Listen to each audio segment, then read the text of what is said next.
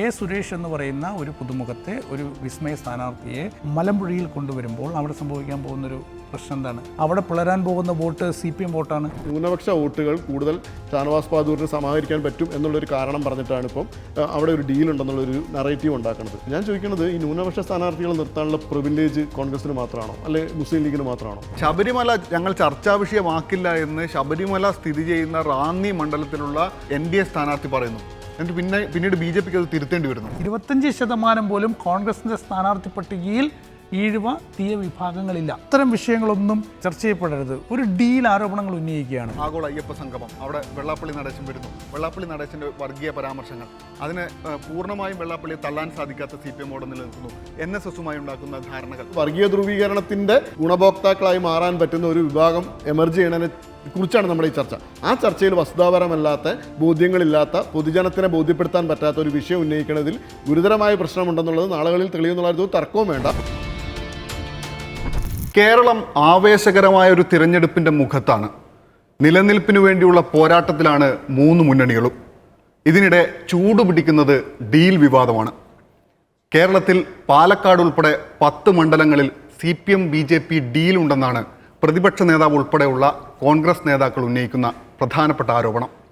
ഇതിന് 2016 നേമത്ത് BJP വിജയിച്ചതും പഴയ കോലീബി സഖ്യവും ഉയർത്തി മുഖ്യമന്ത്രി ഉൾപ്പെടെയുള്ള നേതാക്കൾ പ്രതിരോധമുയർത്തുകയും ചെയ്യുന്നുണ്ട്. ഈ തെരഞ്ഞെടുപ്പിൽ ഡീൽ വിവാദം എത്രത്തോളം സ്വാധീനിക്കും, എത്രത്തോളം വലിയ ചർച്ചയാകും എന്നതുൾപ്പെടെയുള്ള വിഷയങ്ങളാണ് നമ്മൾ ചർച്ചയ്ക്കെടുക്കുന്നത്. എന്നോടൊപ്പം PR സുനിലും അതുപോലെ തന്നെ ഡിബിൻ മാനന്തവാടിയുണ്ട്. ആദ്യം PR സുനിലേക്ക്. PR സുനിൽ നോക്കൂ, വളരെ പ്രധാനപ്പെട്ട ഒരു ചർച്ച ഉയരുകയാണ്. രാഹുൽ ഗാന്ധി കേരളത്തിൽ ഈ VD സതീശൻ നയിച്ച യാത്രയുടെ സമാപന സമ്മേളനത്തിൽ പങ്കെടുത്തുകൊണ്ട് പ്രസംഗിക്കുന്നു. നേരത്തെ കോൺഗ്രസ് നേതാക്കൾ ഉയർത്തിയ ആരോപണങ്ങളെല്ലാം തന്നെ രാഹുൽ ഗാന്ധിയും ആവർത്തിക്കുന്നു. ആ ആരോപണങ്ങളിൽ ഒന്നായിരുന്നു CJP എന്ന് പറയുന്ന നേരത്തെ കോൺഗ്രസ് ഉയർത്തിയ ഒരു നെറേറ്റീവിനെ വീണ്ടും അക്നോളജ് ചെയ്യുന്ന നീക്കം. അതിൽ പറയുന്നൊരു കാര്യമാണ്, കമ്മ്യൂണിസ്റ്റ് പാർട്ടിയും അതുപോലെ തന്നെ BJPയും തമ്മിലൊരു അന്തർധാരയുണ്ട്, അതുകൊണ്ടാണ് ഇവിടെ ED റെയ്ഡുകളൊന്നുമില്ലാത്തത്. അത്തരത്തിലുള്ള കാര്യങ്ങളൊക്കെ പറഞ്ഞുകൊണ്ട് ആരംഭിച്ചൊരു വിവാദം ഇന്നിപ്പോൾ പാലക്കാട് ഒരു ഡീലുണ്ടെന്ന ചർച്ചയിലേക്ക് എത്തുന്നു. NMR റസാഖ് എന്ന് പറയുന്ന CPMന്റെ സ്ഥാനാർത്ഥി അവിടെ കോൺഗ്രസിൻ്റെ വോട്ട് പിടിക്കാൻ വേണ്ടി നിർത്തിയ സ്ഥാനാർത്ഥിയാണ് എന്ന ഒരു വിവാദം ഉണ്ടാകുന്നു. അത് കൂടാതെ പിന്നെ മറ്റു പല മണ്ഡലങ്ങളെക്കുറിച്ച് പറയുന്നു. റാന്നി, കോന്നി, അതുപോലെ ഏറ്റുമാനൂർ, തൃപ്പൂണിത്തുറ, അങ്ങനെ ഒരുപാട് മണ്ഡലങ്ങളെക്കുറിച്ചും VD സതീശൻ സൂചിപ്പിക്കുന്നുണ്ട്. ശരിക്കും അങ്ങനെ ഒരു ഡീൽ നിലനിൽക്കുന്നുണ്ടോ? അങ്ങനെ ഒരു ഡീൽ ഉണ്ടെന്ന് പറയാൻ സാധിക്കുമോ? ഡീൽ ഉണ്ടെന്ന് ഞാൻ വിശ്വസിക്കുന്നില്ല. കാരണം ഡീൽ എന്ന് പറഞ്ഞാൽ എന്താണ്? നിങ്ങൾ ഒരു പാർട്ടിയിലെ പ്രവർത്തകർ, അണികൾ മറ്റൊരു പാർട്ടിയിലേക്ക് വോട്ട് ചെയ്യാനായി 2 പാർട്ടികൾ തമ്മിലുണ്ടാക്കുന്ന ഒരു കരാർ, ഒരു ധാരണയാണ്. പക്ഷേ ഇന്നത്തെ കാലത്ത് അങ്ങനെ ഒരു ഡീൽ നടപ്പാക്കുക അത്ര എളുപ്പമൊന്നുമല്ല. പക്ഷേ ഞാൻ മനസ്സിലാക്കുന്നത് ഈ തെരഞ്ഞെടുപ്പിൽ കൃത്യമായൊരു ഒരു പൊളിറ്റിക്കൽ അജണ്ട ഈ ഡീലുമായി ബന്ധപ്പെട്ട് സെറ്റ് ചെയ്യാൻ നേരത്തെ തന്നെ കോൺഗ്രസ് തീരുമാനിച്ചിരുന്നു. അതിൻ്റെ ഭാഗമായിട്ടായിരുന്നല്ലോ പുതുയുഗ യാത്ര. അതിൻ്റെ സമാപന വേദിയിൽ രാഹുൽ ഗാന്ധിയുടെ പ്രസംഗം എന്ന് പറയുന്നത് CJP എന്നാണ്. കേരളത്തിൽ BJPയും CPMും ചേർന്നുള്ള CJPയാണ് പ്രവർത്തിക്കുന്നത് എന്ന ഒരു ആരോപണം രാഹുൽ ഗാന്ധി ഉയർത്തുന്നത്. അന്ന് പാലക്കാട്ട് LDF സ്ഥാനാർത്ഥിയെ തീരുമാനിച്ചിട്ടില്ല, പ്രഖ്യാപിച്ചിട്ടില്ല. അന്ന് UDFും പാലക്കാട്ടെ സ്ഥാനാർത്ഥിയെ പ്രഖ്യാപിച്ചിട്ടില്ല, ചില ധാരണകൾ മാത്രമേ ഉള്ളൂ. പക്ഷേ അതിനു മുൻപേ തന്നെ രാഹുൽ ഗാന്ധി പറഞ്ഞു CJP എന്ന്. അപ്പോൾ ആ തരത്തിൽ ഒരു രാഷ്ട്രീയ അജണ്ട സെറ്റ് ചെയ്യാൻ നേരത്തെ തന്നെ ഈ തെരഞ്ഞെടുപ്പിൽ കോൺഗ്രസ് തീരുമാനിച്ചിരുന്നു. സ്വാഭാവികമായും സ്ഥാനാർത്ഥി പ്രഖ്യാപനത്തിന് ശേഷം ആ ഒരു ഡീൽ ആരോപണം പാലക്കാട്ടിൽ നിന്ന് തുടങ്ങിയെന്ന് മാത്രം. ആദ്യം പ്രതിപക്ഷ നേതാവ് VD സതീശൻ പറഞ്ഞു പാലക്കാട്ടാണ് ഡീലെന്ന്. തൊട്ട് പിന്നാലെ 10 നിയമസഭാ മണ്ഡലങ്ങളിൽ കൂടി ഡീലുണ്ടെന്ന് പറഞ്ഞു. ഇന്നലെ പറഞ്ഞു 4 മണ്ഡലങ്ങളിൽ കൂടി ഡീലുണ്ടെന്ന് പറഞ്ഞു. അപ്പോൾ ഇതൊരു ഡീൽ ആരോപണം ഈ തെരഞ്ഞെടുപ്പിൽ ഉയർത്തുന്നതിൻ്റെ പ്രധാനപ്പെട്ട ലക്ഷ്യം എന്ന് പറയുന്നത്, ഈ തെരഞ്ഞെടുപ്പിൽ വിജയിക്കുക എന്ന് പറയുന്നത്, അത് 2 മുന്നണിയെ സംബന്ധിച്ചിടത്തോളം, അത് UDF ആയാലും LDF ആയാലും വിജയിക്കുക എന്ന് പറയുന്നത് അത്ര എളുപ്പമല്ല. അപ്പോൾ നമുക്കറിയാലോ, കഴിഞ്ഞ തദ്ദേശ തെരഞ്ഞെടുപ്പിലെ ഫലം എന്ന് പറയുന്നത് 3% വോട്ട് ഡിഫറൻസാണ് LDFും UDFും തമ്മിലുള്ളത്. അപ്പോൾ UDFന് എഡ്ജുണ്ട്. അപ്പോൾ ആ ഒരു എഡ്ജ് നിലനിർത്തുകയും ഈ അസംബ്ലി തെരഞ്ഞെടുപ്പിൽ ഒരു മുന്നേറ്റം ഉണ്ടാക്കുകയും ചെയ്യണം എങ്കിൽ കൃത്യമായി കേരളത്തിലെ ന്യൂനപക്ഷ വോട്ടുകൾ ഒന്നാകെ UDFിലേക്ക് എത്തണം. അങ്ങനെ എത്താത്തൊരു സാഹചര്യം ഉണ്ടായാൽ ഒരു കേരളത്തിൽ വിജയിക്കുക അത്ര എളുപ്പമല്ല എന്ന് UDF വളരെ കൃത്യമായിട്ട് അറിയാം. അതാണ് സുനിൽ കനകോലുവിൻ്റെ റിപ്പോർട്ടിൽ പറയുന്നത്, AICCയുടെ സർവേ റിപ്പോർട്ടിൽ പറയുന്നത്. സ്വാഭാവികമായും പുതിയ എന്തെങ്കിലും ഒരു അജണ്ട ഈ തെരഞ്ഞെടുപ്പിൽ സെറ്റ് ചെയ്താൽ മാത്രമേ അത് ഈ തെരഞ്ഞെടുപ്പിൽ വോട്ടർമാരെ സ്വാധീനിക്കുകയുള്ളൂ. അതുകൊണ്ടാണ് നമ്മൾ നേരത്തെ സ്വർണ്ണക്കൊള്ള വലിയ തോതിൽ ഉയർത്തി UDF കോൺഗ്രസ് കേരളത്തിൽ വലിയ ചർച്ചകൾക്ക് തുടക്കമിട്ടു. ആരോഗ്യമേഖലയിലെ പ്രതിസന്ധി, അതിനുശേഷം നവകേരള സർവേ, മുഖ്യമന്ത്രി അയച്ച മെസ്സേജ്, അങ്ങനെ തുടങ്ങി ഒട്ടനവധി വിവാദങ്ങൾ നമ്മൾ കഴിഞ്ഞ ഒരു 2-3 മാസത്തിനുള്ളിൽ കേരളത്തിൽ ചർച്ച ചെയ്തു. വലിയ സമരങ്ങൾ കണ്ടു. കഴിഞ്ഞ നിയമസഭാ സമ്മേളനത്തിലൊക്കെ തന്നെ സ്വർണ്ണക്കൊള്ളയായിരുന്നു ഏറ്റവും വലിയ വിഷയം. ഏതാണ്ട് എല്ലാ ദിവസവും വലിയ പ്രതിഷേധ കാഴ്ചകളായിരുന്നു. പക്ഷേ ഇപ്പോൾ നമ്മൾ നോക്കൂ, തെരഞ്ഞെടുപ്പ് പ്രഖ്യാപനത്തിന് ശേഷം, സ്ഥാനാർത്ഥി പ്രഖ്യാപനത്തിന് ശേഷം, പത്രികാ സമർപ്പണത്തിൻ്റെ എല്ലാ നടപടിക്രമങ്ങളും പൂർത്തിയായ ശേഷം കേരളം ചർച്ച ചെയ്യുന്ന ഏറ്റവും പ്രധാനപ്പെട്ട ഒരു വിഷയം തെരഞ്ഞെടുപ്പ് രംഗത്ത് ഡീലായി മാറിയിരിക്കുകയാണ്. അപ്പോൾ ആ ഡീലിൻ്റെ വിശദാംശങ്ങളിലേക്ക് നമ്മൾ കൂടുതൽ കടക്കേണ്ടതില്ലല്ലോ. ഇതൊരു പാലക്കാട്ട് നിന്ന് NMR റസാഖ് എന്ന് പറയുന്നൊരു സ്ഥാനാർത്ഥിയെ നിശ്ചയിച്ചതാണ് വലിയ ഡീൽ എന്ന് ആരോപണമായി ഉന്നയിക്കുന്നത്. പക്ഷേ നമുക്കറിയാലോ, ഈ പാലക്കാട് മണ്ഡലത്തിനൊരു പ്രത്യേകതയുണ്ട്. അത് ആദ്യം അത് UDF മണ്ഡലമായിരുന്നു, പിന്നീട് അത് LDF ആ മണ്ഡലം പിടിച്ചെടുക്കുന്നു. പാലക്കാട്ടിൽ മുസ്ലിം കമ്മ്യൂണിറ്റിയിൽ നിന്നുള്ള, സമുദായത്തിൽ നിന്നുള്ള സ്ഥാനാർത്ഥി നേരത്തെ ഉണ്ടായിട്ടുണ്ട്, ടി കെ നൗഷാദ് നല്ല വോട്ട് വാങ്ങി ആ മണ്ഡലത്തിൽ വിജയിച്ച ഒരു LDF സ്ഥാനാർത്ഥിയായിരുന്നു. അതിനുശേഷം ഈ മണ്ഡലം അതുപോലെ ദിവാകരൻ, LDFൻ്റെ ദിവാകരൻ വിജയിച്ചിട്ടുണ്ട്. അതുപോലെ അങ്ങനെ പാലക്കാട് മണ്ഡലം LDFനും UDFനും ഇടയിൽ പിന്നീട് മാറിമറിഞ്ഞ് വന്നിട്ടുള്ള പല കാലങ്ങളും ഉണ്ടായിട്ടുണ്ട്. ഷാഫി പറമ്പിൽ വന്ന ശേഷമാണ് സ്ഥിരമായി ആ മണ്ഡലം UDFൻ്റെ കൈകളിലേക്ക് എത്തുന്നത്. ഷാഫി പറമ്പിൽ ആദ്യം എനിക്ക് തോന്നുന്നു അത്ര വലിയ വോട്ട് പിടിച്ചില്ല, പക്ഷേ പിന്നീട് ഷാഫി പറമ്പിൽ നല്ല വോട്ട് മേൽക്കൈ ഈ പാലക്കാട് മണ്ഡലത്തിൽ ഉണ്ടാക്കിയിട്ടുണ്ട്. രാഹുൽ മാങ്കൂട്ടൻ മത്സരിച്ചപ്പോഴാണ് ഉപതെരഞ്ഞെടുപ്പിൽ 58,389 വോട്ടെന്ന വലിയ വോട്ടിലേക്ക് പാലക്കാട് മണ്ഡലം വരുന്നത്. അപ്പം പിന്നീട് വിവാദങ്ങളൊക്കെ വന്നു. പാലക്കാട് ഏത് സ്ഥാനാർത്ഥിയെ നിർത്തും എന്നത് കോൺഗ്രസിനെ സംബന്ധിച്ച് വലിയ പ്രതിസന്ധിയായിരുന്നു. അപ്പോഴാണ് തദ്ദേശ തെരഞ്ഞെടുപ്പ് പൂർത്തിയാകുന്നത്. തദ്ദേശ തെരഞ്ഞെടുപ്പിലെ വോട്ട് പാറ്റേൺ ആണ് ഈ തെരഞ്ഞെടുപ്പിൽ ഇങ്ങനെ സ്ഥാനാർത്ഥികളെ നിശ്ചയിക്കാനും നിർണ്ണയിക്കാനും ഒക്കെയുള്ള ഒരു ധാരണയിലേക്ക് രാഷ്ട്രീയ പാർട്ടികളെ എത്തിച്ചതെന്നാണ് ഞാൻ മനസ്സിലാക്കുന്നത്. കാരണം രാഹുൽ മാങ്കൂട്ടത്തിൽ പാലക്കാട് വിജയിക്കുന്നത് ഏതാണ്ട് 18,000 വോട്ടിൻ്റെ ഭൂരിപക്ഷത്തിലാണ്. അത്രയും ഭൂരിപക്ഷം ഷാഫിക്കില്ലായിരുന്നു. അന്ന് ഇ ശ്രീധരൻ മത്സരിച്ചപ്പോൾ ഷാഫിയുടെ ഭൂരിപക്ഷം കുത്തനെ ഇടിഞ്ഞിരുന്നു. അന്ന് ഇ ശ്രീധരന് വലിയ വോട്ടാണ് അവിടെ പാലക്കാട് കിട്ടിയത്, 2ാം സ്ഥാനത്തെത്തി. അപ്പോൾ പാലക്കാട് BJPക്ക് എത്രയോ കാലമായി ശക്തമായ വോട്ട് ബാങ്കുണ്ട്. പ്രത്യേകിച്ച് മേഖലകളിലൊക്കെ തന്നെ BJPക്ക് വലിയ സ്വാധീനമുണ്ട്. അപ്പോൾ ഈ BJP അവിടെ എങ്ങനെ 3ാം സ്ഥാനത്താക്കാം എന്നുള്ളത്, അതല്ലെങ്കിൽ BJP എങ്ങനെ പരാജയപ്പെടുത്താം എന്നതാണ് അവിടെ UDF ആയാലും LDF ആയാലും പ്രധാനമായി ആലോചിക്കുന്നത്.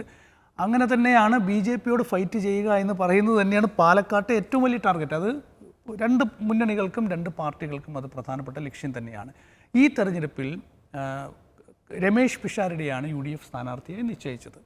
LDFനെ സംബന്ധിച്ചിടത്തോളം NMR റസാഖ്. അപ്പോൾ ഞാൻ നേരത്തെ പറഞ്ഞു വന്നത്, ഈ തദ്ദേശ തെരഞ്ഞെടുപ്പിലെ വോട്ട് എന്ന് പറയുന്നത് ഈ കഴിഞ്ഞ അസംബ്ലിയിൽ, അതായത് ബൈ ഇലക്ഷനിൽ കിട്ടിയ വോട്ടിൻ്റെ പാറ്റേൺ മൊത്തം മാറിപ്പോയി. അവിടെ 58,389 വോട്ട് UDFനുണ്ടായിരുന്നത് തദ്ദേശ തെരഞ്ഞെടുപ്പിൽ അത് 50,236 കുറഞ്ഞു. ആ കഴിഞ്ഞ ബൈ ഇലക്ഷനിൽ 3ാം സ്ഥാനത്ത് കിടന്ന LDF, അതായത് 37,293 വോട്ട് മാത്രമുണ്ടായിരുന്ന LDF 44,022 വോട്ടിൻ്റെ ലീഡിലേക്ക് പാലക്കാട്ടേക്ക് വന്നു. അങ്ങനെ 2ാം സ്ഥാനത്തേക്ക് LDF വരികയാണ്. എത്രയോ കാലത്തിന് ശേഷമാണ് 2ാം സ്ഥാനത്തേക്ക് പാലക്കാട്ട് LDF വരുന്നത്. അപ്പോൾ അവിടെ നിന്ന് ഈ UDFും LDFും തമ്മിലുള്ള ഒരു വോട്ട് ഡിഫറൻസ് എന്ന് പറയുന്നത് ഒരു 5,000 മുതൽ 6,000 വോട്ടിൻ്റെ ഡിഫറൻസാണുള്ളത്. 6,000 വോട്ട് കൂടി പിടിക്കാൻ പറ്റുകയാണെങ്കിൽ അവിടെ 1ാം സ്ഥാനത്തേക്ക് എത്താം എന്നതാണ് LDFൻ്റെ പ്രതീക്ഷ എന്ന് പറയുന്നത്. അങ്ങനെയാണ് NMR റസാഖ് സ്ഥാനാർത്ഥിയാവുന്നത്. കഴിഞ്ഞൊരു 3-4 തെരഞ്ഞെടുപ്പുകളിലെ ഒരു വോട്ട് ശതമാനവും വോട്ടുമൊക്കെ നമ്മൾ LDFൻ്റെ നോക്കിയാൽ ഒരു 36,000, 37,000, 38,000 വോട്ട് കൃത്യമായി അങ്ങനെ തന്നെ നിൽക്കുകയാണ്. അപ്പോൾ CPMന് LDFന് കൃത്യമായ വോട്ട് ഷെയർ അനങ്ങാതെ പാലക്കാട് മണ്ഡലത്തിലുണ്ട്. അവിടെ നിന്ന് ഒരു 42,000, 43,000 വോട്ടിലേക്ക് അവിടുത്തെ വോട്ട് ഉയർത്താൻ കഴിയുമെങ്കിൽ അത് ഈ തെരഞ്ഞെടുപ്പിൽ നേട്ടമായിരിക്കും. അതാണ് പാലക്കാട് NMR റസാഖ് സ്ഥാനാർത്ഥിയാക്കിയതിലൂടെ LDF ലക്ഷ്യം വെക്കുന്നത്. NMR റസാഖിനൊരു പ്രത്യേകതയുള്ള അയാൾ ഈ ഹോട്ടൽ വ്യവസായിയാണ്. പാലക്കാട് നഗരത്തിൽ വ്യാപാരി വ്യവസായികളുമായി നല്ല ബന്ധം ഉള്ള ആളാണ്. അദ്ദേഹത്തിന് LDFിൽ മാത്രമല്ല UDFിലെയും വ്യാപാരി സംഘടനകളുമായി നല്ല അടുത്ത ബന്ധമുണ്ട്. അപ്പോൾ ആ നിലയിൽ അതുപോലെ തന്നെ മുസ്ലിം ന്യൂനപക്ഷ വിഭാഗങ്ങൾക്കിടയിൽ നല്ല സ്വാധീനമുണ്ട്. അപ്പോൾ ആ നിലയിൽ ഒരു നല്ലൊരു വോട്ട് ഷെയർ LDFിലേക്ക് എത്തിക്കാൻ NMR റസാഖിലൂടെ സാധിക്കുമെന്ന് പ്രതീക്ഷിച്ചതുകൊണ്ടാണ് അവിടെ സ്ഥാനം. അപ്പോൾ ഈ പാലക്കാട് മണ്ഡലത്തിൽ റസാഖ് വരുമ്പോൾ സ്വാഭാവികമായും മൈനോറിറ്റി വോട്ടിൽ ഒരു വിള്ളലുണ്ടാകും. അപ്പോൾ ആ വിള്ളലുണ്ടാകാതിരിക്കാൻ ന്യൂനപക്ഷ വോട്ടുകളെ ഭയപ്പെടുത്തുക, അതായത് ന്യൂനപക്ഷ വോട്ടുകളെ ഭയപ്പെടുത്തുക, BJPയും CPM തമ്മിലൊരു അലയൻസ് ഉണ്ട് എന്ന് വന്നാൽ സ്വാഭാവികമായും BJPയുമായി ഒരു കാരണവശാലും യോജിക്കാനോ BJPയെ പിന്തുണയ്ക്കാനോ മുസ്ലിം ന്യൂനപക്ഷ വിഭാഗങ്ങൾ തയ്യാറാകില്ല. അതിനൊരു പശ്ചാത്തലമുണ്ട്, നമുക്കതറിയാലോ.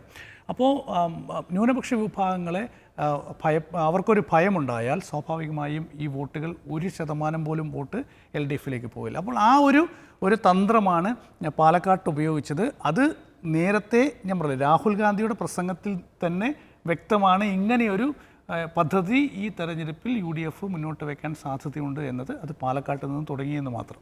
പക്ഷേ അതിൽ ഇപ്പോൾ എനിക്ക് അതിലൊരു എതിരഭിപ്രായമുള്ളത് എന്താണെന്ന് വെച്ചാൽ, ഇപ്പോൾ പറഞ്ഞ കാര്യം തീർച്ചയായിട്ടും കറക്റ്റാണ്. അതായത് കോൺഗ്രസിൻ്റെ ഒരു ടാർഗറ്റ് കൂടിയാണ്, അല്ലെങ്കിൽ കോൺഗ്രസിൻ്റെ ഒരു അജണ്ട കൂടിയാണ് ഈ വിവാദം ഉണ്ടാവുക എന്നുള്ളത്, അതിൽ സംശയമൊന്നുമില്ല. പക്ഷേ ഇവിടെ ചോദ്യം എന്താണെന്ന് വെച്ചാൽ, നേരത്തെ സൂചിപ്പിച്ചതുപോലെ BJP ആണ് പ്രൈം ടാർഗറ്റ്. BJPയുമായിട്ടാണ് ആദ്യത്തെ ഫൈറ്റ്. BJPയുമായി ഫൈറ്റ് ചെയ്യുന്ന സമയത്ത് BJPയുടെ ഏറ്റവും പ്രധാനപ്പെട്ട വോട്ട് ബാങ്ക് എന്ന് പറയുന്നത്, അല്ലെങ്കിൽ BJPക്ക് ലഭിക്കുന്ന പ്രധാനപ്പെട്ട വോട്ട് എന്ന് പറയുന്നത് ഭൂരിപക്ഷ വോട്ടാണ്. ഭൂരിപക്ഷ വോട്ട് കുറയുന്ന പോയിന്റിൽ മാത്രമേ BJP അവിടെ എന്തെങ്കിലും തരത്തിലുള്ള ഒരു സെറ്റ് ബാക്ക് നേരിടൂ എന്നുള്ളത് വളരെ പ്രധാനപ്പെട്ട കാര്യമാണ്. അവിടെ ഈ തദ്ദേശ തെരഞ്ഞെടുപ്പിൽ LDF വോട്ട് കൂട്ടി എന്നത് വളരെ പ്രധാനപ്പെട്ട കാര്യം തന്നെയാണ്. എന്നാൽ അതേ സമയത്ത് കഴിഞ്ഞ നിയമസഭാ തെരഞ്ഞെടുപ്പ്, നിയമസഭാ ഉപതെരഞ്ഞെടുപ്പൊക്കെ പരിഗണിച്ച് കഴിഞ്ഞാൽ അതിൽ വളരെ കൃത്യമായ ഒരു ട്രെൻഡ് അവിടെയുണ്ട്. അവിടെ ഭൂരിപക്ഷ വോട്ടിൽ പെനിട്രേറ്റ് ചെയ്യാൻ സാധിക്കുകയും അതേ സമയത്ത് ന്യൂനപക്ഷ വോട്ടുകൾ ലഭിക്കുകയും ചെയ്യുന്നതുകൊണ്ട് മാത്രമാണ് കോൺഗ്രസിന് വിജയിച്ച് കയറാൻ പറ്റുന്നത്. ആ സമയത്ത് ഈ പറയുന്ന ന്യൂനപക്ഷ വോട്ടിൽ വിള്ളലുണ്ടാക്കുന്നു എന്ന പോയിന്റിൽ അവിടെ അത് ബാധിക്കാൻ പോകുന്നത് എല്ലാ തരത്തിലും കോൺഗ്രസിനെ ആയിരിക്കും എന്നുള്ള കാര്യത്തിൽ യാതൊരു തർക്കവുമില്ല. അത് BJPയുടെ വോട്ടിൽ ഒരു തരത്തിലും വിള്ളലുണ്ടാക്കാൻ പോകുന്നില്ല എന്നുള്ളത് വളരെ പ്രധാനപ്പെട്ട കാര്യമാണ്. അവിടെ അത് മാത്രമല്ല, നോക്കൂ, ഈ CPMൻ്റെ ഈ പറയുന്ന ഒരു പ്രചരണങ്ങളുടെയൊക്കെ ഒരു ഗിയർ ഷിഫ്റ്റ് ആവുന്നത് 2024 പാലക്കാട് ഉപതെരഞ്ഞെടുപ്പോട് കൂടിയാണെന്നാണ് ഞാൻ വിശ്വസിക്കുന്നത്. കാരണം ആ സമയത്താണ് ശക്തമായ ജമാഅത്തെ ഇസ്ലാമിക്കെതിരായിട്ടുള്ള വാദങ്ങളും പ്രചാരണങ്ങളും എല്ലാം ആരംഭിക്കുന്നത്. ആ സമയത്താണ് മുഖ്യമന്ത്രി പാലക്കാട് ടൗണിൽ നടന്ന പൊതുയോഗത്തിൽ വെച്ചാണ് പാണക്കാട് സാദിഖ് അലി ശിഹാബ് തങ്ങളെ നിയന്ത്രിക്കുന്നത് ജമാഅത്തെ ഇസ്ലാമിയാണ് എന്ന് പ്രസംഗിക്കുന്നത്. എന്ന് വെച്ചാൽ അവരുടെ ഗിയർ ഷിഫ്റ്റ് ആവുന്നത്, ജമാഅത്തെ ഇസ്ലാമി ഒരു പ്രൈം ടാർഗറ്റായി മാറുന്നതൊക്കെ പാലക്കാട് വെച്ചാണ്. അപ്പോൾ പാലക്കാട് നിന്ന് അത്രയും സമയം, അതായത് പാലക്കാട് കഴിഞ്ഞ ഉപതെരഞ്ഞെടുപ്പ് സമയത്തിൽ ഏറ്റവും അധികം സമയം അവർ മാറ്റിവെച്ചത് ജമാഅത്തെ ഇസ്ലാമി UDF ബന്ധത്തെ രജിസ്റ്റർ ചെയ്യാൻ വേണ്ടിയിട്ടായിരുന്നു. അവിടെ തുടങ്ങി നിലനിൽക്കുന്ന ഒരുപാട് ചോദ്യങ്ങളുണ്ട്. അതായത് നിങ്ങളുടെ ഏറ്റവും പ്രധാനപ്പെട്ട ശത്രു, അല്ലെങ്കിൽ നിങ്ങളുടെ ഏറ്റവും പ്രധാനപ്പെട്ട എതിരാളി BJP ആണെന്നിരിക്കെ നിങ്ങൾ ഈ വാദങ്ങൾ ഉയർത്തുന്നതിലൂടെ ആർക്കാണ് ഗുണം ലഭിക്കുക എന്നുള്ള ചോദ്യം വളരെ പ്രധാനപ്പെട്ടതാണ്. അതുകൊണ്ട് തന്നെ VD സതീശനും കോൺഗ്രസ് നേതാക്കളും ഉയർത്തുന്ന ഈ വാദം അവർക്ക് സബ്സ്റ്റാൻഷിയേറ്റ് ചെയ്യാൻ, അത് ശരിയാണ് എന്ന് വരുത്തി തീർക്കാൻ സാധിക്കുന്ന തരത്തിലുള്ള സാഹചര്യങ്ങൾ അവിടെ നിലനിൽക്കുന്നുണ്ട് എന്നാണ് ഞാൻ വിശ്വസിക്കുന്നത്. ആ വാദം പൊളിയുന്നത് നമ്മൾ തൊട്ടടുത്ത മണ്ഡലത്തിലേക്ക് പോകും.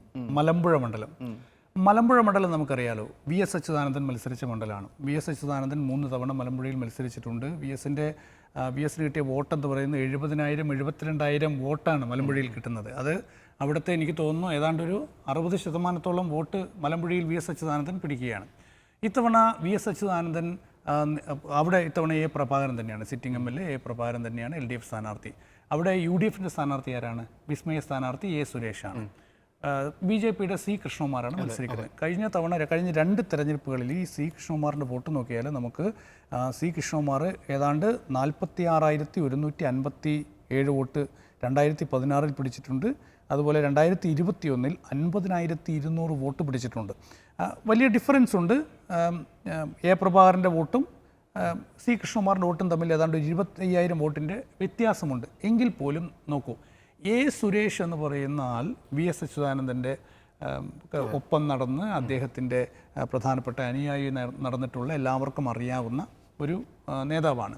അപ്പോൾ എ സുരേഷ് എന്ന് പറയുന്ന ഒരു പുതുമുഖത്തെ, ഒരു വിസ്മയ സ്ഥാനാർത്ഥിയെ മലമ്പുഴയിൽ കൊണ്ടുവരുമ്പോൾ അവിടെ സംഭവിക്കാൻ പോകുന്നൊരു പ്രശ്നം എന്താണ്? അവിടെ അത് BJPയെ സഹായിക്കില്ലേ? കാരണം അവിടെ പിളരാൻ പോകുന്ന വോട്ട് CPM വോട്ടാണ്.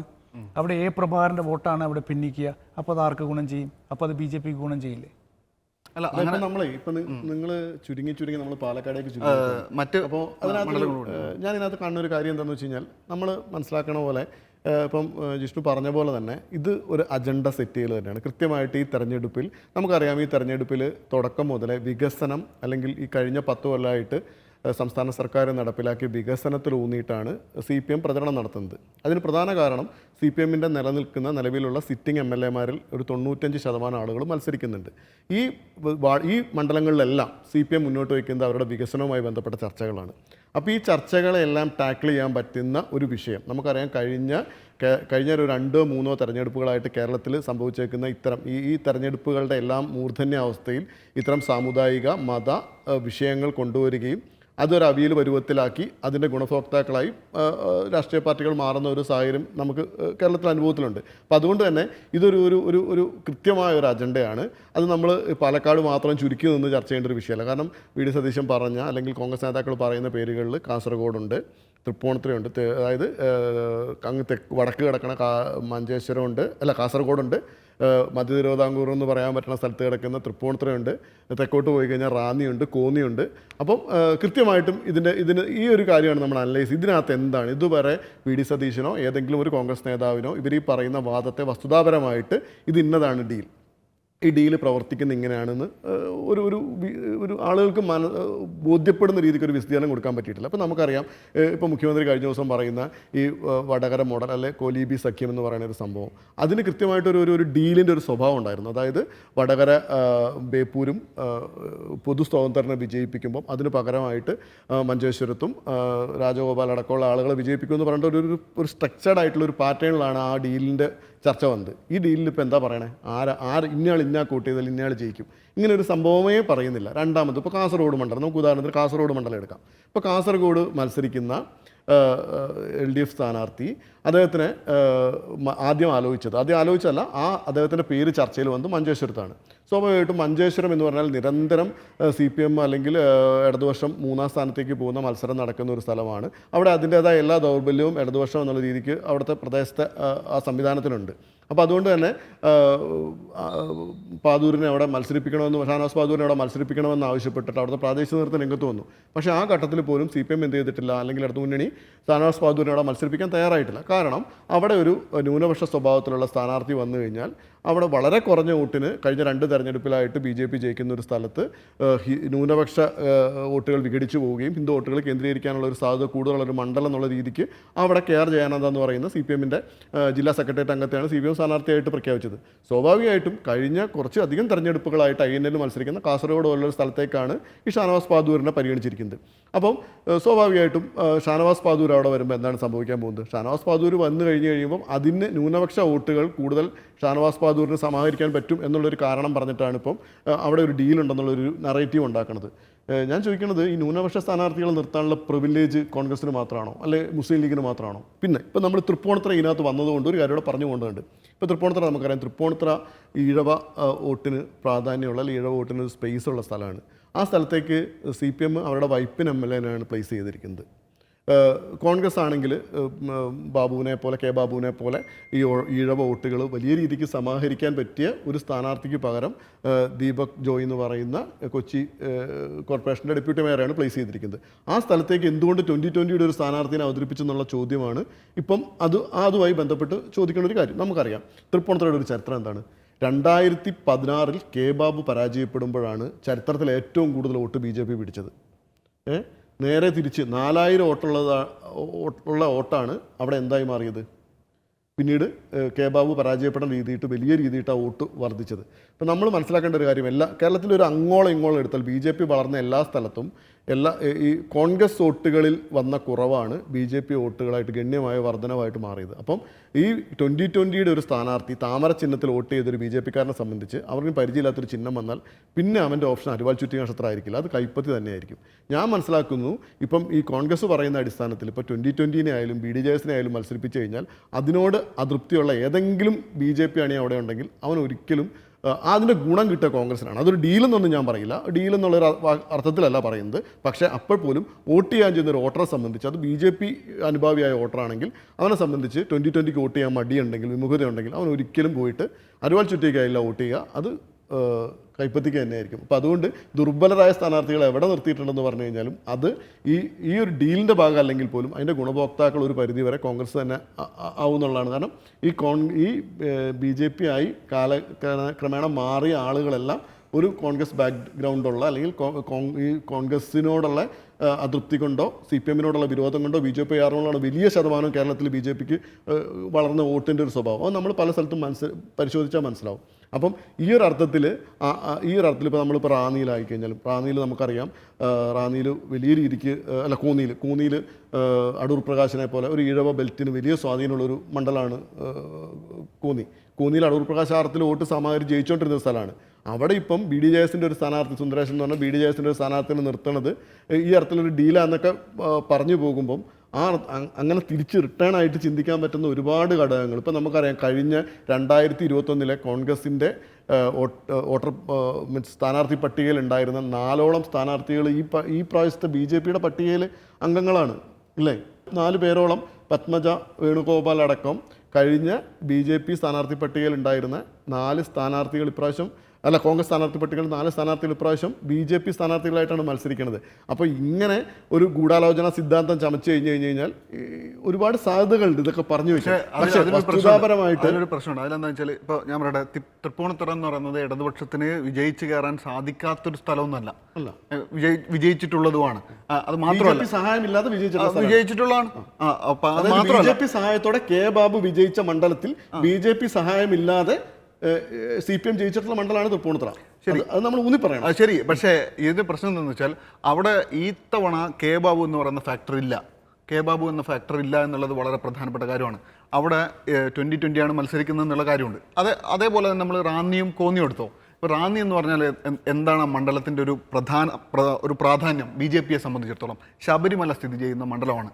ശബരിമല സ്ഥിതി ചെയ്യുന്ന മണ്ഡലം എന്ന് പറയുന്നത് ഈ തെരഞ്ഞെടുപ്പിൽ ഏറ്റവും പ്രധാനപ്പെട്ട വിഷയമായി BJP ഉന്നയിക്കാൻ ഉദ്ദേശിക്കുന്നത് ശബരിമലയാണ് എന്നത് അവർ തന്നെ കൃത്യമായി കമ്മ്യൂണിക്കേറ്റ് ചെയ്തിട്ടുള്ള കാര്യമാണ്. അവർ മാത്രമല്ല കോൺഗ്രസും. പക്ഷേ ശബരിമല ഞങ്ങൾ ചർച്ചാ വിഷയമാക്കില്ല എന്ന് ശബരിമല സ്ഥിതി ചെയ്യുന്ന റാന്നി മണ്ഡലത്തിലുള്ള NDA സ്ഥാനാർത്ഥി പറയുന്നു. എന്നിട്ട് പിന്നീട് BJP-ക്ക് അത് തിരുത്തേണ്ടി വരുന്നു. അതുപോലെ അവിടെ ഒരു പ്രശ്നമുണ്ട്. ശബരിമല സ്ഥിതി ചെയ്യുന്ന ഒരു മണ്ഡലമാണ് റാന്നി എന്ന് പറയുമ്പോൾ പോലും നമുക്കറിയാം കേരളത്തിലെ ഏറ്റവും ഗൗരവമായിട്ട് ശബരിമല ചർച്ച ചെയ്യപ്പെട്ട ഒരു സമയമുണ്ട്. അതുകൊണ്ട് നമുക്കറിയാലോ ഈ സമയത്ത് നടന്ന തെരഞ്ഞെടുപ്പിൽ ഒരു സ്വാധീനവും ചെലുത്താത്തൊരു മണ്ഡലമാണ് റാന്നി. രണ്ടാമത് ഈ ശബരിമല വിഷയം ഏറ്റവും കൂടുതൽ റിഫ്ലക്ട് ചെയ്ത വേറൊരു തെരഞ്ഞെടുപ്പായിരുന്നു കോന്നിയിൽ ഉപതെരഞ്ഞെടുപ്പ്. ഇതും ഈ ശബരിമലയായിട്ട് ചേർന്ന് 2016 K. സുരേന്ദ്രൻ മത്സരിച്ചപ്പോൾ ശബരിമല ഉൾപ്പെടുന്ന കോന്നി മണ്ഡലത്തിൽ 32,000 വോട്ട് പിടിച്ചു. അതിന് മുൻപ് 39,000 വോട്ട്, അതിന് മുൻപ് 39,786 വോട്ട് പിടിച്ചിട്ടുണ്ട്. പക്ഷേ കഴിഞ്ഞ തെരഞ്ഞെടുപ്പിൽ അത് 32,000 കുറഞ്ഞു. അപ്പോൾ ഈ ശബരിമല എന്ന് പറയുന്നത് 2019 ആളിക്കത്തിയിരുന്ന സമയത്ത് 2019 ശബരിമല വിഷയം ലോക്സഭാ തെരഞ്ഞെടുപ്പിലൊക്കെ വലിയ സ്വാധീനമായി എന്ന് വിശേഷിപ്പിക്കപ്പെട്ട തെരഞ്ഞെടുപ്പിന് ശേഷം 2021 തെരഞ്ഞെടുപ്പ് നടന്നപ്പോൾ അവിടെ വോട്ട് ശതമാനം കുറഞ്ഞു. അപ്പം ശബരിമല എത്രത്തോളം ഈ ഒരു വോട്ടിംഗ് പാറ്റേണിൽ ഈ ഒരു വോട്ടിൽ സ്വാധീനിക്കുന്നുണ്ട് എന്നത് ഇപ്പോഴും നമുക്കത്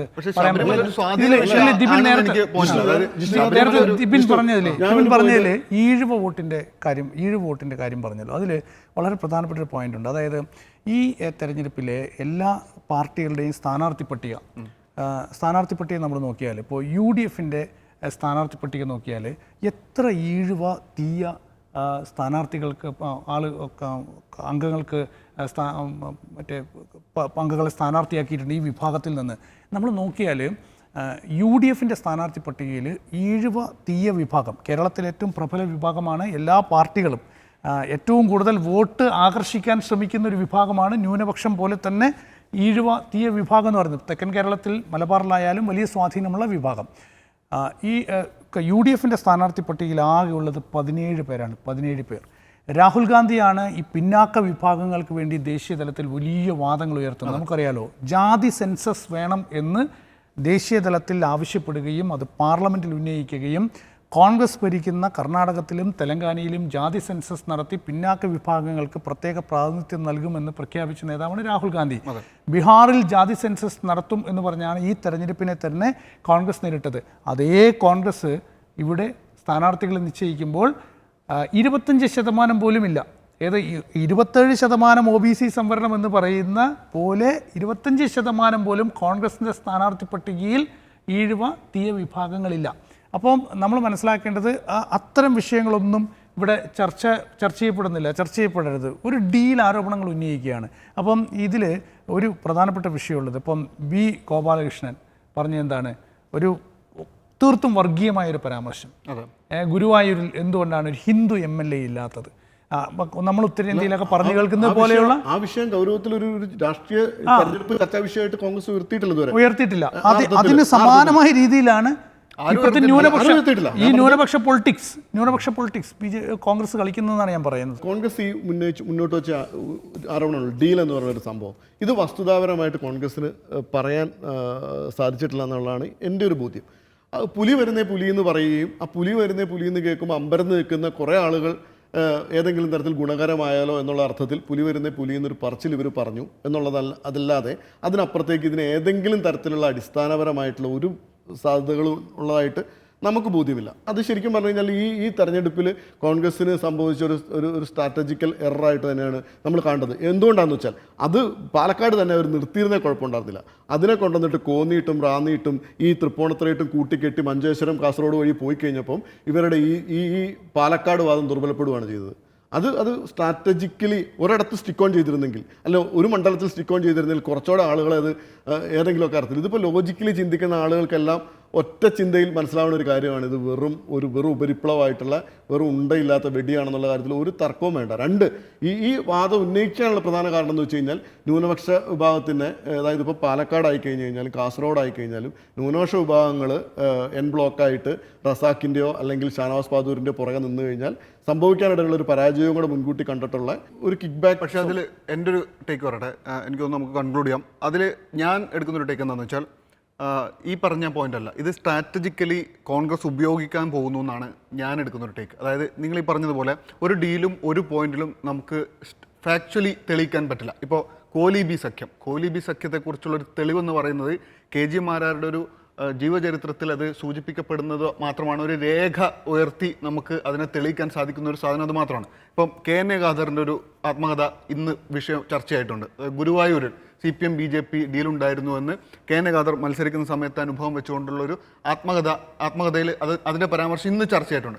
ഈ ഞാൻ പറയുന്നത് വെച്ചാൽ അതൊന്നും നമുക്ക് ഫാക്ച്വലി തെളിയിക്കാൻ, അത് ആരോപണമാണ്. കാരണം ഈ മാരാരെന്ന് പറയുന്ന ആൾ ഈ ഡീലിൽ പങ്കാളിയായ ഒരാളുടെ വെളിപ്പെടുത്തലും അയാൾ വെളിപ്പെടുത്തിയല്ല, അയാളുടെ ജീവചരിത്രമാണ്, അയാൾ എഴുതിയതല്ല.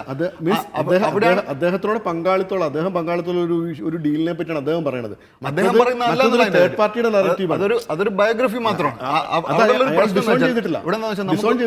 ഇല്ല, ഇവിടുത്തെ ഒരു പ്രശ്നം എന്ന് വെച്ചാൽ ഇത് നിങ്ങൾക്ക് ഒരു തരത്തിലും എന്താ പറയുക കംപ്ലീറ്റ്ലി പ്രൂവ് ചെയ്യാൻ പറ്റില്ല. പക്ഷേ അതേ സമയത്ത് നോക്കൂ, 2024 ലോക്സഭാ തെരഞ്ഞെടുപ്പ് കഴിഞ്ഞ് ഇങ്ങോട്ട് PV അൻവർ LDF ക്യാമ്പ് വിട്ട് പുറത്തേക്ക് ഇറങ്ങുന്നത് മുതൽ, പാലക്കാട് തെരഞ്ഞെടുപ്പ് മുതൽ, അത് കഴിഞ്ഞുള്ള ലോക്കൽ ബോഡി ഇലക്ഷൻ മുതൽ ഇങ്ങോട്ട് കോൺഗ്രസ് സെറ്റ് ചെയ്തിരിക്കുന്ന ഒരു അജണ്ട എന്ന് പറയുന്നത് അത് വളരെ ശക്തമായ ആളുകളിലേക്ക് കമ്മ്യൂണിക്കേറ്റ് ആവുന്നുണ്ട് എന്നുള്ളതാണ് ഈ തെരഞ്ഞെടുപ്പ് റിസൾട്ടുകളെല്ലാം സൂചിപ്പിക്കുന്നതെന്നാണ് ഞാൻ വിശ്വസിക്കുന്നത്. കാരണം അതായത് ഇപ്പോൾ PV അൻവർ ഉയർത്തിയ ഒരുപാട് ആരോപണങ്ങളുണ്ട്. ഇപ്പോൾ ദത്താത്രേയ ഹൊസബലയായിട്ട് ഈ ADGP അജിത് കുമാർ കൂടിക്കാഴ്ച നടത്തിയത് ഉൾപ്പെടെ അവിടെ നിന്നിങ്ങോട്ട് VD സതീശൻ പറയുന്നു ഔദ്യോഗിക വാഹനം ഉപേക്ഷിച്ച് മുഖ്യമന്ത്രി തന്നെ RSS നേതാക്കളുമായി കൂടിക്കാഴ്ച നടത്തിയിട്ടുണ്ട് എന്ന തരത്തിൽ VD സതീശൻ. പക്ഷേ അതിലൊരു പ്രശ്നമുണ്ട്. ഞാൻ പറയുന്നത് കൗണ്ടർ ചെയ്തിട്ടില്ല. എന്തായിരുന്നു കൂടിക്കാഴ്ച എന്നറിയാമോ? അതായത് ആ കൂടിക്കാഴ്ച എന്ന് പറയുന്നത് കണ്ണൂരിലെ രാഷ്ട്രീയ കൊലപാതകങ്ങൾ സംബന്ധിച്ച് ശ്രീ എം ഒരു ചർച്ച വിളിക്കുകയാണ്. അതായത് BJP നേതാക്കളെയും CPI നേതാക്കളെയും ചർച്ചയ്ക്ക് വിളിക്കുകയാണ്, ഒരു ഒത്തുതീർപ്പുണ്ടാക്കാൻ, അവിടെ സംഘർഷം അവസാനിപ്പിക്കാൻ. ആ ചർച്ച തിരുവനന്തപുരത്ത് നടന്നതിന് തൊട്ട് പിന്നാലെ തന്നെ 2 CPM പ്രവർത്തകരെ RSS കൊലപ്പെടുത്തുന്ന സാഹചര്യം കണ്ണൂരിലുണ്ടായിട്ടുണ്ട്. തിരിച്ചടിച്ച സാഹചര്യമൊക്കെ തന്നെയുണ്ട്. അതുകൊണ്ട് അതൊന്നും ഈ കണ്ണൂരിലെ സംഘർഷങ്ങൾ അവസാനിപ്പിക്കാനൊരു ചർച്ചയായി മാറിയിട്ടില്ല. പക്ഷേ അതിൻ്റെ ഭാഗമായിട്ടായിരുന്നു ചർച്ച. ആ ഒരു ചർച്ചയിലാണ് മുഖ്യമന്ത്രി പങ്കെടുത്തത്. രഹസ്യ ചർച്ചയായിരുന്നു. അത് ഒത്തുതീർപ്പായിട്ട് അതായത് ഞാൻ പറഞ്ഞതെന്ന് വെച്ചാൽ ഈ പറയുന്ന കൂടിക്കാഴ്ചയെക്കുറിച്ച് പറയുന്നത് ഹിന്ദു പത്രത്തിൽ മുഖ്യമന്ത്രിയുടെ ഇന്റർവ്യൂ വന്ന സമയത്തുണ്ടായ വിവാദങ്ങൾ, അതിനുശേഷം 2024 ഉപതെരഞ്ഞെടുപ്പ് പാലക്കാട് നടക്കുന്നു. ആ സമയത്ത് CPM-ന്റെ ഒരു ഷിഫ്റ്റ് ഉണ്ടായിട്ടുണ്ട്. അവരുടെ ഈ പറയുന്ന ക്യാമ്പയിനിങ് സബ്ജക്റ്റ് മാറുന്ന ഒരു പോയിന്റ് ഉണ്ടായിട്ടുണ്ട്. അതിനുശേഷം ഇങ്ങോട്ട് ഉയർത്തിയ ഒരുപാട് ആരോപണങ്ങളുടെ തുടർച്ചയായി ഇതിനെ പ്ലേസ് ചെയ്യാൻ കോൺഗ്രസിന് സാധിക്കുന്നുണ്ട് എന്നാണ് ഞാൻ വിശ്വസിക്കുന്നത്. കാരണം ഇങ്ങനെ ഒരു ഡീൽ ഇവിടെ ഉണ്ടാകുന്നു. ഇപ്പോൾ ആഗോള അയ്യപ്പ സംഗമം, അവിടെ വെള്ളാപ്പള്ളി നടേശൻ വരുന്നു. വെള്ളാപ്പള്ളി നടേശൻ്റെ വർഗീയ പരാമർശങ്ങൾ, അതിന് പൂർണ്ണമായും വെള്ളാപ്പള്ളിയെ തള്ളാൻ സാധിക്കാത്ത CPM അവിടെ നിലനിൽക്കുന്നു. NSS-ഉമായി ഉണ്ടാക്കുന്ന ധാരണകൾ, ഇങ്ങനെ CPM അവരുടെ പ്രഖ്യാപിത ഐഡിയോളജിക്കൽ പോസ്റ്റിൽ നിന്നും പൊസിഷനിൽ നിന്നും മാറുന്നു എന്നൊരു തോന്നൽ കൃത്യമായി ക്യാമ്പയിൻ ചെയ്ത് ക്രിയേറ്റ് ചെയ്യാൻ കോൺഗ്രസിന് സാധിച്ചിട്ടുണ്ട്. അതിനെ നിങ്ങൾ വസ്തുതാപരമായി തെളിയിക്കാൻ സാധിക്കുമെന്ന് ചോദിച്ചാൽ ഒരുപക്ഷെ തെളിയിക്കാൻ സാധിക്കില്ലായിരിക്കും. പക്ഷേ ഈ പറയുന്ന അതുകൊണ്ട് തന്നെ അതിൻ്റെ ഭാഗമായി ഈ ഡീൽ ആരോപണം കൂടി വരുമ്പോൾ അത് കൃത്യമായ ഒരു ക്യാമ്പയിനിങ് സബ്ജക്റ്റാക്കി ഉയർത്തി അത് എൻകാഷ് ചെയ്യാനുള്ളൊരു ശ്രമം കോൺഗ്രസിൻ്റെ ഭാഗത്തുനിന്നുണ്ടാവും. അത് ഇപ്പോൾ ഈ ദിവസങ്ങളിൽ അത് തുടർച്ചയായി നിലനിർത്താൻ, വിഷയമായി നിലനിർത്താൻ ഇന്ന് 2 വാർത്താ സമ്മേളനങ്ങളിലായി മുഖ്യമന്ത്രി ഇതിനെക്കുറിച്ച് സംസാരിക്കുന്നു. അങ്ങനെ ഇതൊരു ടോപ്പിക് ഓഫ് ഡിസ്കഷനായി നിലനിർത്താൻ സാധിക്കുന്നത് തീർച്ചയായും കോൺഗ്രസിന് ഗുണം ചെയ്യുമെന്നാണ് എൻ്റെ ടേക്ക്. അല്ല, ഇതിനകത്ത് ഇത് തന്നെയാണ് ഞാൻ തുടക്കത്തിൽ പറഞ്ഞൊരു കാര്യം. ഇത് കേരളത്തിൽ ഈ തെരഞ്ഞെടുപ്പിൽ ജനം ചർച്ച ചെയ്യേണ്ട, അല്ലെങ്കിൽ രാഷ്ട്രീയ പാർട്ടികൾ ചർച്ച ചെയ്യേണ്ട ബേസിക് ആയിട്ടുള്ള ഒരു തെരഞ്ഞെടുപ്പിൽ ചർച്ച ചെയ്യേണ്ട വിഷയങ്ങളെല്ലാം മാറ്റി നിർത്തിക്കൊണ്ട് ഒരു വർഗീയതയുടെയോ മതപരമായിട്ടുള്ള ഒരു ധ്രുവീകരണങ്ങളുടെയൊക്കെ ഒരു തലത്തിയിട്ട് കേരളത്തിലെ രാഷ്ട്രീയ ചർച്ച ഇത്തരം അനിയമസമായ രീതിക്ക് കേരളത്തിലെ തെരഞ്ഞെടുപ്പ് ചരിത്രത്തിൽ ഈ വർഗീയതയുടെയോ അല്ലെങ്കിൽ ഇത്തരത്തിലുള്ള ധ്രുവീകരണത്തിൻ്റെ ഒന്നും ഒരു ഹിസ്റ്ററി നമുക്ക് കണ്ടെടുക്കാൻ പറ്റില്ല. ഇതിനേക്കാൾ മലീമസമായ സോളാർ കേസ് ചർച്ച ചെയ്തിട്ടുണ്ടായിരുന്നു. ഇത്